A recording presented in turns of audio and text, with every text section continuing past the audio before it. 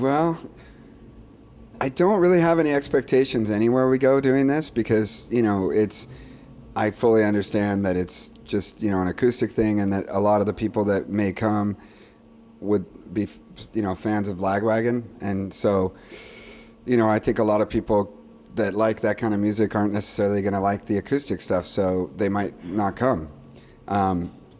But I do expect the people that show up in Europe in general to be positive and fun, because they always are at the Lagwagon shows or the Gimme shows, and I definitely, the only expectation I really had was compared to touring in America, I think things are going to be a little more professional here. And that's all I'll say about that. It's nice to be in a place where it's this organized, and that's a great thing about touring in Europe in general. And they feed you and give you coffee, and it just isn't that way in the States. It's hard to get a sound check in the States, Yeah, unless you're in a band that draws really well. But if you're doing something like this, a lot of times it's pretty, yeah.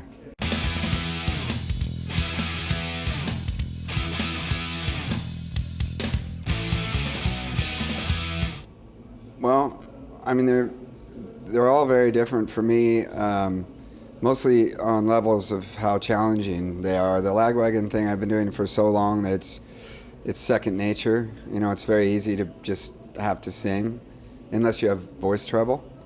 I know those songs so well, I don't have to really think. I could be making a grocery list on stage while I'm singing a song, or a list of things to do. And then with the Gimme Gimmes, it's there's usually quite a bit of alcohol involved in the show, so it's just like a party, and mistakes in that band are considered positive things. More notes, I think we say. It's about quantity, not quality. So that's really easy and a lot of fun. It's a relief, and it does well enough that that it's very comfortable too. And the acoustic thing is by far the most challenging thing because I'm new to it, and it's a very quiet ambient setting, and if you make mistakes, or if you it's more difficult, and I make mistakes, a lot of them. So it's something I'm getting used to, but I really love it. I definitely was very uncomfortable at first doing it, but I realized that it's a bit of a rite of passage, I think, for somebody who's a songwriter to do it, and it's something that I should be able to do, So it's great. But it is really nice how intimate the acoustic shows are, and Lagwagon shows were like that when we started.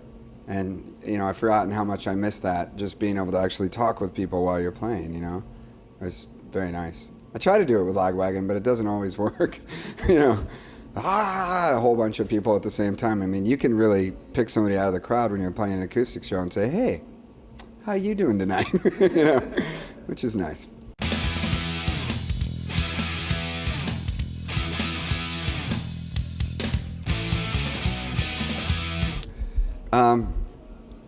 That was actually the bass player of Lagwagon's idea.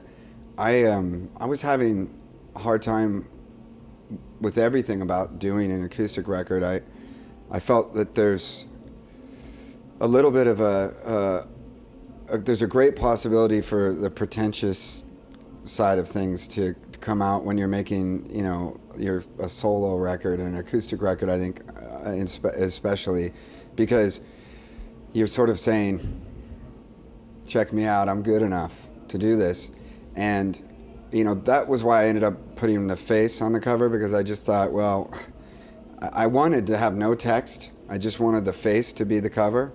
And I'm kind of going on a tangent here, but because I just figured, why not just be blatant about it? It is a solo record, and this friend of mine who in Finland who had made that thing, I thought that was great.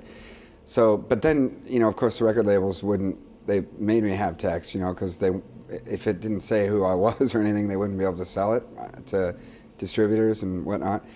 And anyway, that said, I had to come up with a title. I didn't really want to have a title either. I just wanted a face on it, and just to see what happened. So I had to come up with a title, and I had to come up with a title really fast, and I was just having a hard time because I didn't want it to be a funny title. I'm much better equipped to make up funny things. I always have been. I mean, Lagwagon, our albums are very serious, but our titles are almost always kind of silly, and that adds some levity. And I just find it's much easier to have an inside joke or something. But I felt like it was really inappropriate for an acoustic record because it was sort of serious. So we're sitting there drinking one night on a Lagwagon tour with Jesse, and we were really drunk. And he said, "Well, what's the album about to you?" And I said, "It's like I'm trying to get to this new place. You know, I'm trying to do something that I'm totally unaccustomed to, and you know, I feel like it will take me 2 or 3 of those records before people actually take me seriously as a solo artist. So he said, it sounds like it's sort of like a bridge. You should call it Bridge." And I just went, done. That was it. It's too long of a story and an explanation, I'm sorry. But yeah, that was it. It was his idea. It's good.